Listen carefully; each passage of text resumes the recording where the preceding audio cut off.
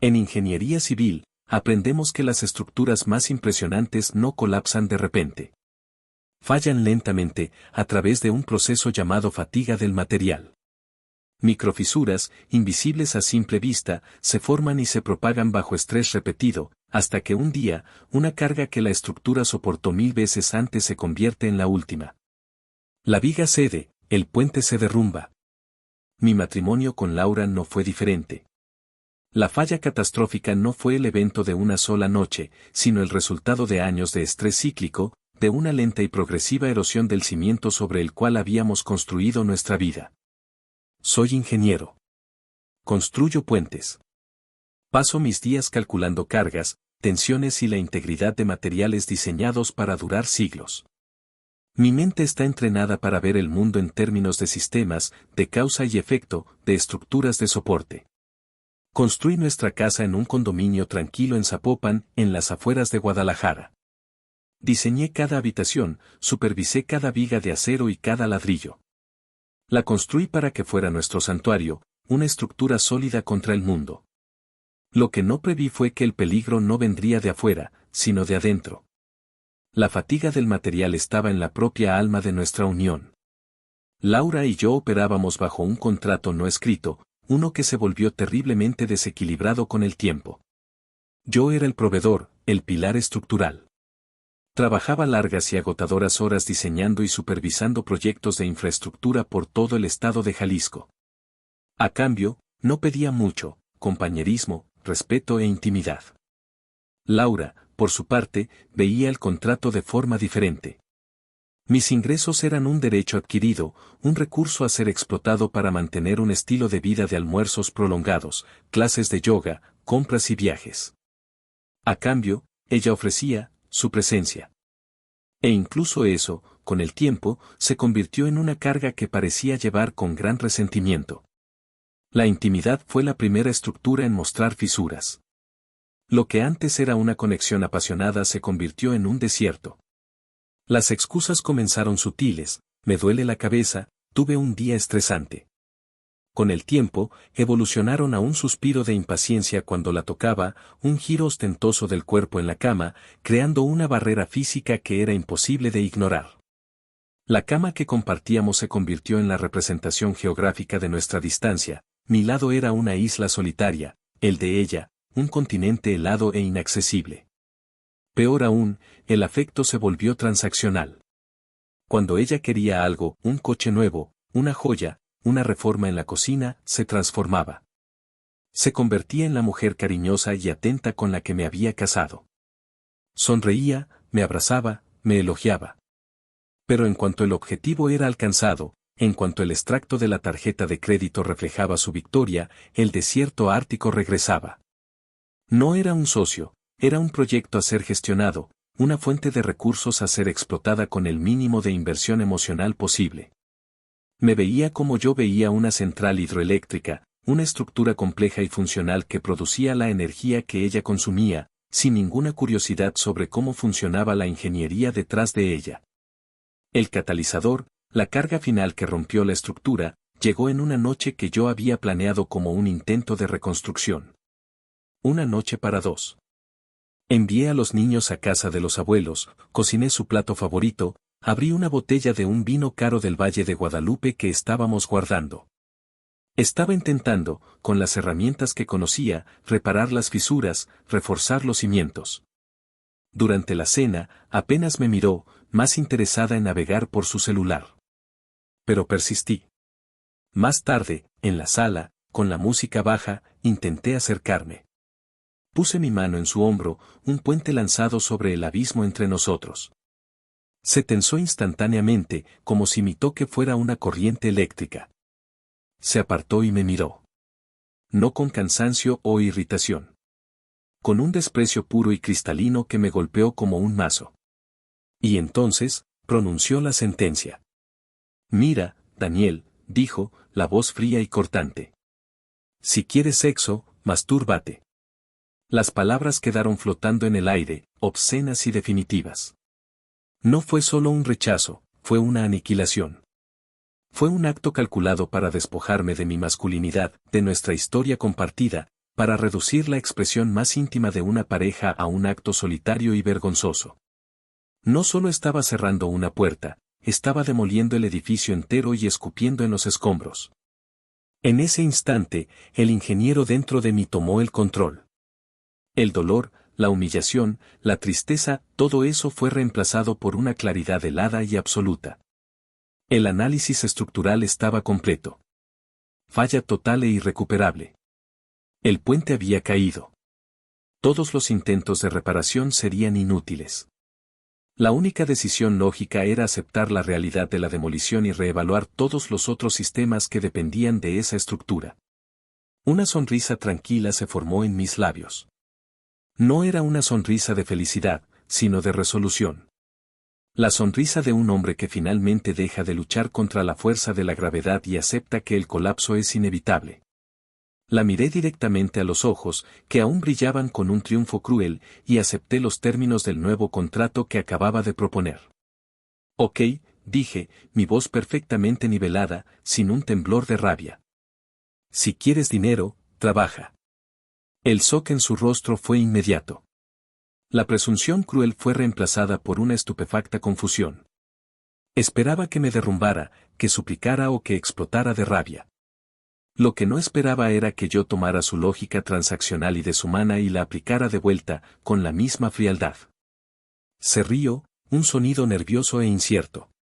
No seas ridículo, Daniel. Pero no estaba siendo ridículo. Estaba siendo literal. Acababa de disolver unilateralmente los pilares de nuestro matrimonio, compañerismo, respeto e intimidad. Yo, como el ingeniero de esa unión, simplemente estaba reconociendo esa falla estructural y desactivando el último sistema que aún funcionaba, el financiero. Ella no imaginaba, ni en sus sueños más locos, cuán rápida y metódicamente iba a ejecutar esta nueva directriz. La central eléctrica estaba a punto de ser apagada. A la mañana siguiente, me desperté antes del amanecer. No había rabia en mi pecho, ni el calor de la venganza. Solo había la calma fría y enfocada que siento al inicio de un proyecto complejo. Mientras Laura dormía, ajena a la falla sísmica que había ocurrido en nuestra vida, yo ya estaba en mi estudio, con el portátil abierto. La directriz era clara: si quieres dinero, trabaja. Mi trabajo, como ingeniero de nuestro sistema doméstico, era implementar esta nueva política con la máxima eficiencia. Mi primera acción fue una recalibración completa de nuestro sistema financiero. Redirigí mi sueldo, con efecto inmediato, a una nueva cuenta bancaria que abrí en línea a mi nombre exclusivo. Luego, analicé los extractos de nuestra antigua cuenta conjunta de los últimos 6 meses. Creé una hoja de cálculo, mi herramienta de trabajo más confiable.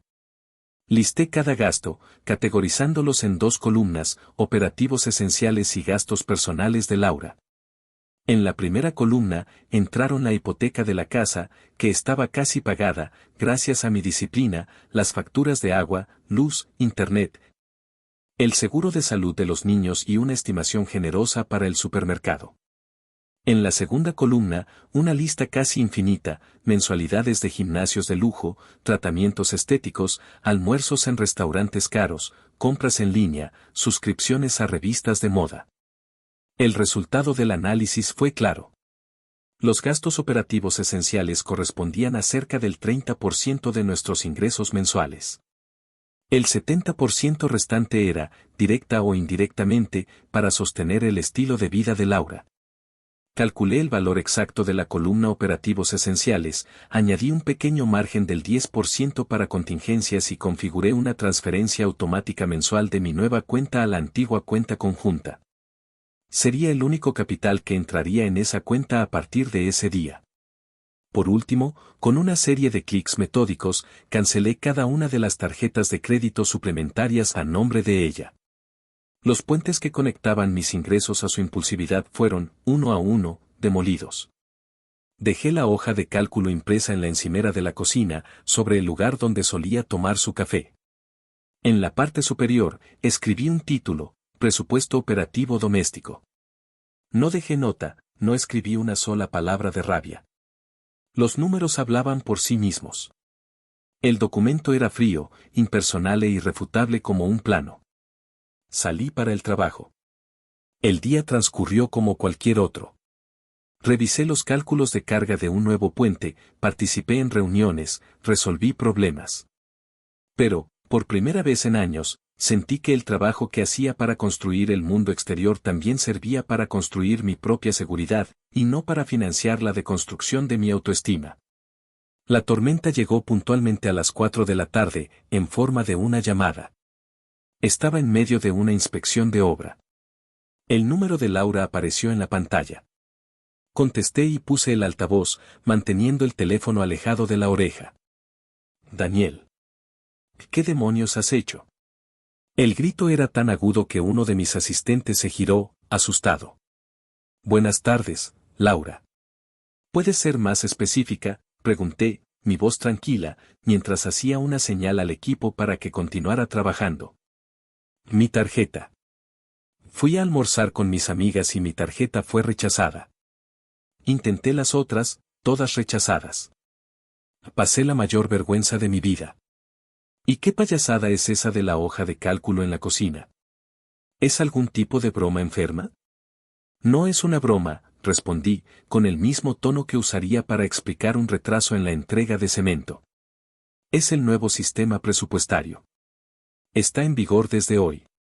Como acordamos anoche, los gastos personales ahora son responsabilidad individual. He garantizado que todos los costos operativos de la casa y de los niños estén cubiertos. Encontrarás los fondos para ello en la cuenta conjunta. Hubo un silencio ahogado al otro lado, seguido de una risa incrédula e histérica. ¿Estás loco? ¿Crees que puedes simplemente cortarme el grifo? Soy tu esposa. Cuido de esta casa, de los niños. Los niños pasaron la semana con tus padres, y la empleada de limpieza viene 3 veces por semana, afirmé, corrigiendo la premisa falsa. Los costos para el mantenimiento de la casa y el bienestar de los niños están, como dije, cubiertos. Lo que se ha suspendido es la financiación de actividades no esenciales. Te voy a demandar.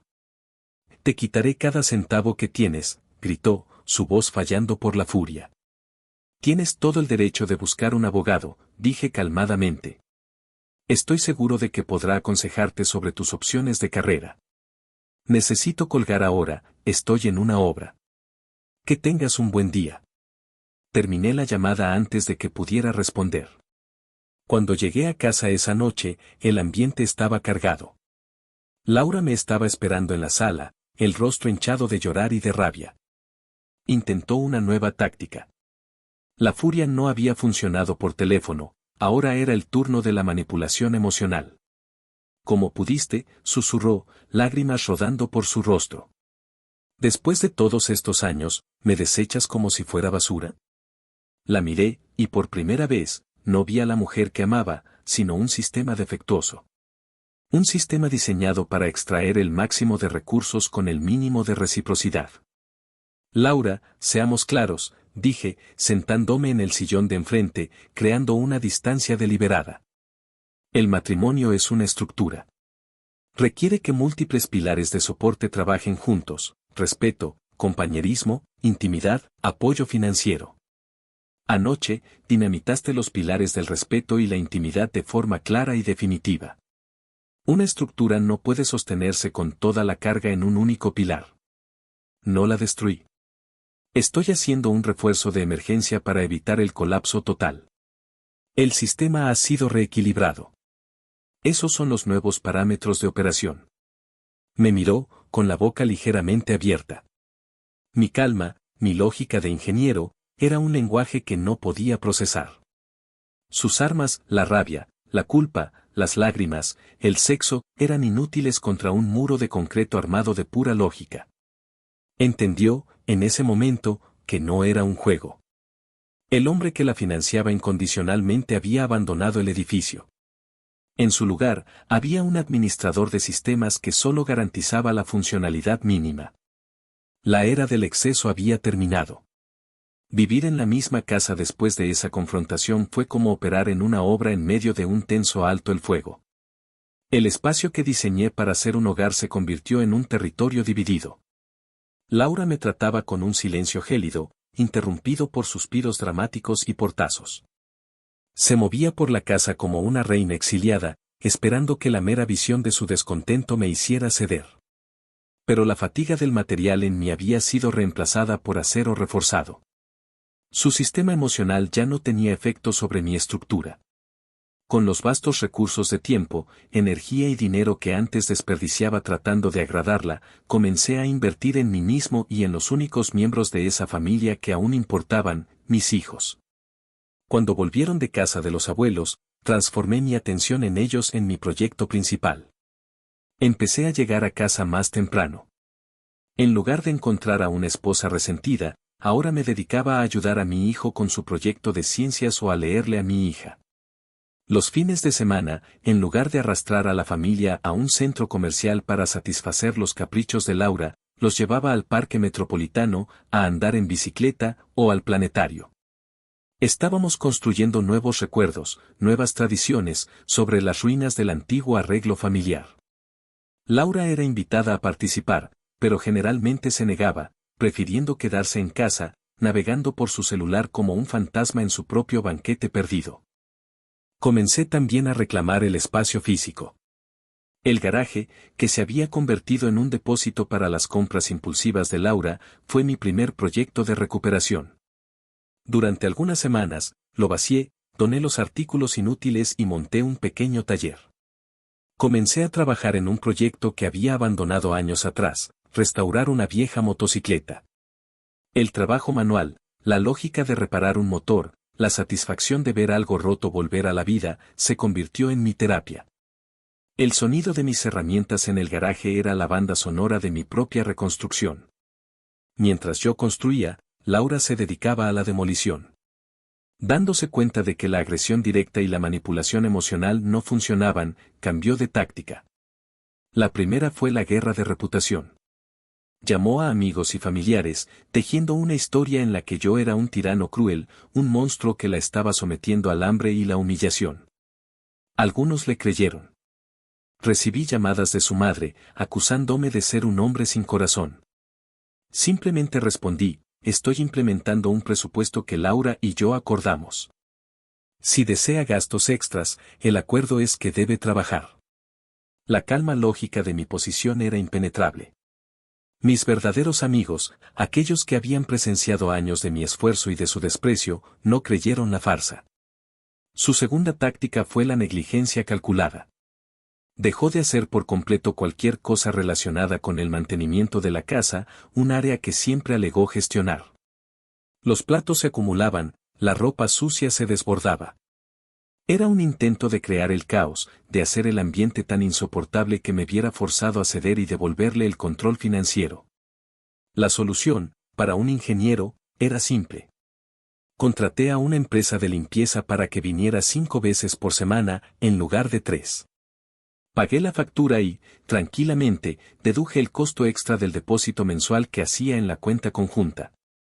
Dejé una nueva versión de la hoja de cálculo en la cocina, con una línea adicional, servicios de mantenimiento doméstico, contratado. Le demostré que, para cada acción suya, habría una reacción lógica y sistémica de mi parte. Ella intentaba jugar al ajedrez, pero yo solo estaba ajustando las matemáticas. La carta final, la más desesperada y patética de todas, llegó aproximadamente un mes después del inicio del nuevo orden. Estaba en mi estudio en casa, finalizando un informe. La puerta se abrió. Laura estaba allí, usando una lencería que no había visto en años. Se había maquillado, arreglado el pelo. La actuación era impecable. Se acercó, su perfume llenando el aire, y se sentó en el borde de mi escritorio. Te extraño, susurró, la voz ensayada para sonar vulnerable. Pasó la mano por mi hombro. Sé que he sido difícil. Fui una tonta. Quiero que las cosas vuelvan a ser como antes. Su toque era como el de una extraña. Sus palabras, como el guión de una mala obra.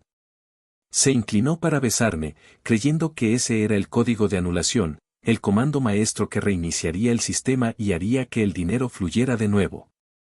Me aparté suavemente, no con repulsión, sino con un profundo cansancio. La ingeniería de su manipulación era tan transparente, tan predecible. La miré, no al cuerpo que ofrecía como mercancía, sino a sus ojos, y vi el pánico detrás de la fachada de seducción. Laura, dije, mi voz tranquila, pero con la finalidad de una losa de concreto recién fraguada. No puedes arreglar una falla estructural con una nueva capa de pintura. Se congeló, con la mano aún en mi hombro. La intimidad no es un grifo que puedes abrir cuando el depósito de dinero está seco. La tubería entre nosotros se ha roto. La fuente fue contaminada por tu falta de respeto. Este sistema, dije, haciendo un gesto amplio hacia el espacio entre nosotros, ya no está operativo. La derrota en su rostro fue total. No fue el rechazo sexual lo que la rompió, fue el fallo de su arma más poderosa. Fue la percepción de que ya no tenía ninguna palanca, ningún control. Me había ofrecido lo que creía que era su bien más valioso, y fue rechazado, no por rabia, sino por irrelevancia. Se levantó, la dignidad artificial desmoronándose, y salió de mi estudio en silencio. Esa noche, supe que algo había terminado para siempre.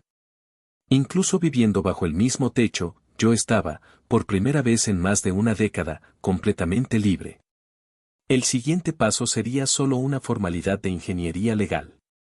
La negativa de esa noche no fue un punto final, fue la firma en la orden de servicio para la demolición final. En las semanas que siguieron, la tensión en la casa dio paso a una apatía hueca. Laura me ignoraba con una dedicación sombría, pero la energía para luchar se le había agotado. Estaba acorralada por la lógica que se negaba a aceptar. Con la misma precisión con la que planifico las fases de una obra, planifiqué mi salida. Contraté discretamente una empresa de mudanzas y alquilé un apartamento en una zona de Guadalajara que era conveniente para mi oficina y para la escuela de los niños. El día de la mudanza, le informé de los hechos. No pedí permiso. No anuncié una separación. Afirmé una realidad. Laura, a partir de hoy, viviré en otro lugar. Mi abogado se pondrá en contacto con el tuyo para formalizar la custodia de los niños y el divorcio. No gritó. No lloró. Simplemente me miró con ojos vacíos, el rostro una máscara de derrota. La reina llevaba semanas en jaque mate, simplemente aún no había tumbado a su propio rey. Mudarme a mi propio espacio fue como respirar aire puro después de años en un ambiente confinado y tóxico. El apartamento no era grande ni lujoso como la casa que había construido, pero era mío. Cada objeto que desempacaba, cada cuadro que colgaba, era una afirmación de mi identidad. Monté las habitaciones de mis hijos, asegurándome de que tuvieran un espacio seguro y feliz para cuando estuvieran conmigo, lo que, según el acuerdo inicial que propuso mi abogado, sería la mayor parte del tiempo. Ese apartamento se convirtió en un verdadero hogar, un lugar de paz, risas y proyectos de Lego esparcidos por el suelo, no de silencios hostiles y resentimiento. Mi trabajo, libre del constante drenaje de energía emocional que era mi matrimonio, floreció. Me encargaron uno de los proyectos de infraestructura más importantes de la ciudad, un nuevo viaducto que aliviaría el tráfico en un área crítica. Me sumergí en el desafío con un enfoque renovado, mi mente clara y afilada. La satisfacción que obtenía de resolver problemas complejos y de ver una estructura tangible erigirse del suelo era inmensa. Era la prueba de que mi capacidad para construir no había sido destruida, solo se estaba aplicando en los lugares correctos. Fue a través de la escuela de mis hijos que conocí a Verónica. Era la madre de un compañero de mi hijo, una diseñadora gráfica freelance que, como yo, estaba criando a su hijo en gran parte sola después de un divorcio amistoso. Nuestras primeras conversaciones fueron sobre tareas y fiestas de cumpleaños. Pero pronto evolucionaron. Descubrimos el uno en el otro una afinidad basada en valores compartidos, responsabilidad, honestidad y un humor seco. Nuestros encuentros para tomar un café mientras esperábamos a los niños se convirtieron en lo más destacado de mi semana. La conversación con ella era fácil, un intercambio equilibrado. Me preguntaba sobre las tensiones del concreto pretensado, y yo la escuchaba hablar sobre la psicología de los colores en el branding. Era independiente, inteligente y poseía una calma que llegué a admirar profundamente. No había drama, ni juegos, ni contratos ocultos. Era solo, conexión. Era la prueba de que una sociedad no tenía por qué ser una batalla de suma cero. Las noticias de Laura me llegaban de forma filtrada e impersonal, a través de los informes de mi abogado durante el proceso de divorcio. La directriz trabaja, que había proferido con tanta frialdad meses antes, había chocado con la dura pared de su realidad. La señora Laura ha conseguido un empleo, me informó mi abogado durante una llamada, su tono estrictamente neutro. Está trabajando como recepcionista en la clínica de estética de una amiga. Parece que está teniendo dificultades de adaptación. Continuó, ya que los detalles eran pertinentes para la negociación de la pensión. Su clienta alega que el sueldo es insuficiente. Tuvo que vender el coche de lujo para cubrir deudas de tarjeta de crédito que acumuló antes de la cancelación.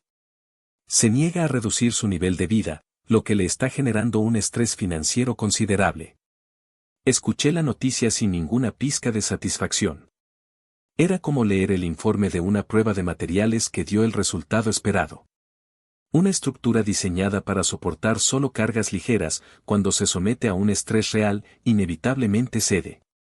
Laura había construido toda su vida sobre los cimientos de mi trabajo, de mi paciencia.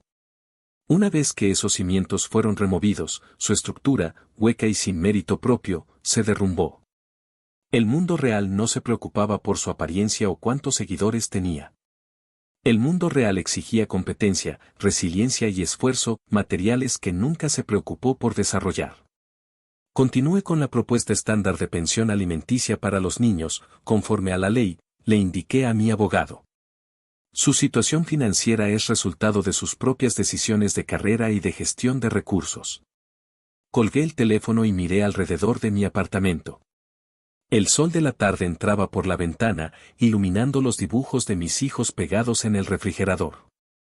Podía oír el suave tecleo de Verónica, que estaba trabajando en mi mesa de comedor ese día. Sentí una ola de paz tan profunda y sólida como los cimientos del puente que estaba construyendo. La caída de Laura no era mi victoria.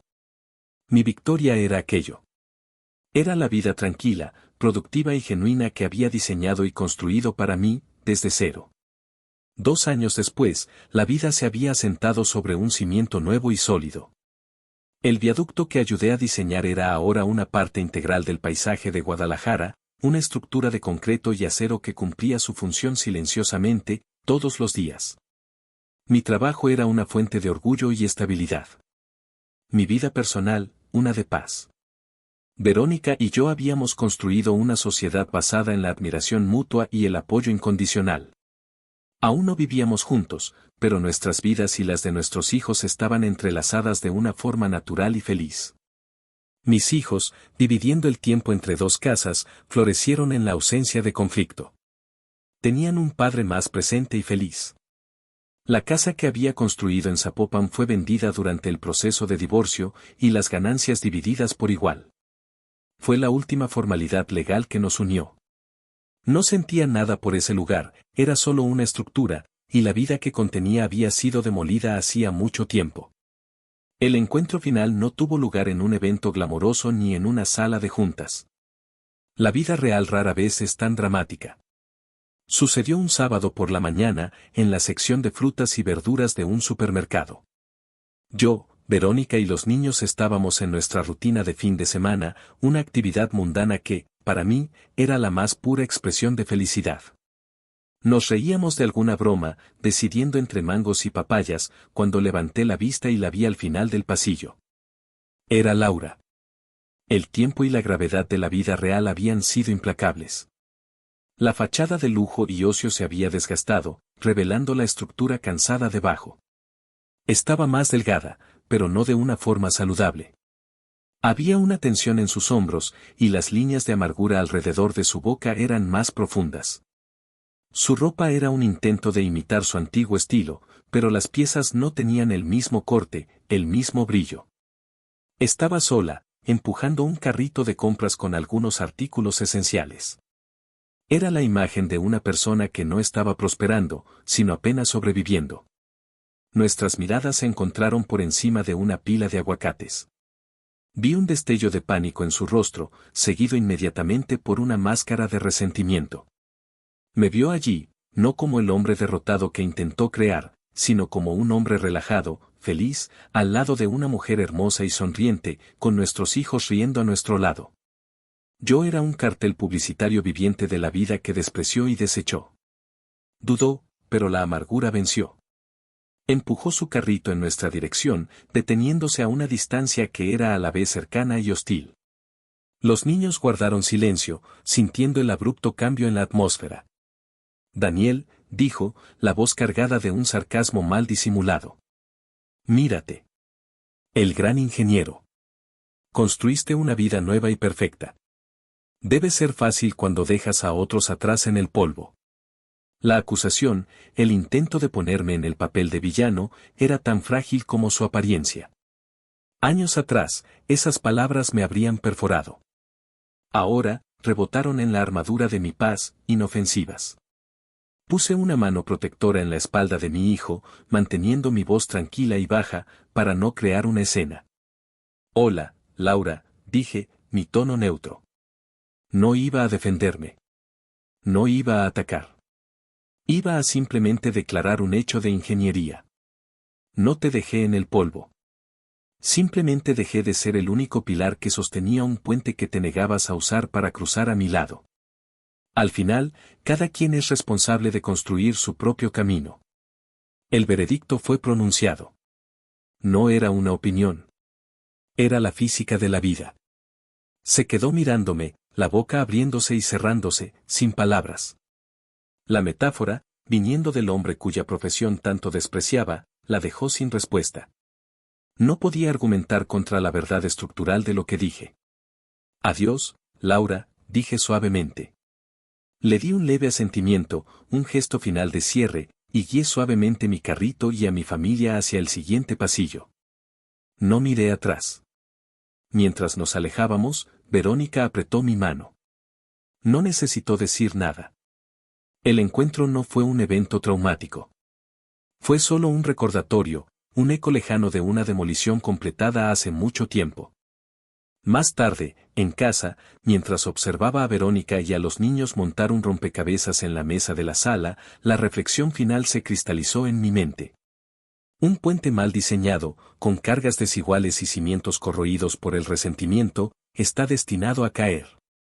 La lección más importante que aprendí no fue en ninguna facultad de ingeniería. Fue que la estructura más importante que un hombre puede construir es una vida basada en el respeto propio. Tuve que demoler el primer intento, una estructura condenada. Pero la segunda, esta que vivía ahora, fue diseñada para durar. Fue construida con los mejores materiales, amor equilibrado, apoyo mutuo y la paz inquebrantable de saber que era, finalmente, el ingeniero jefe de mi propio destino.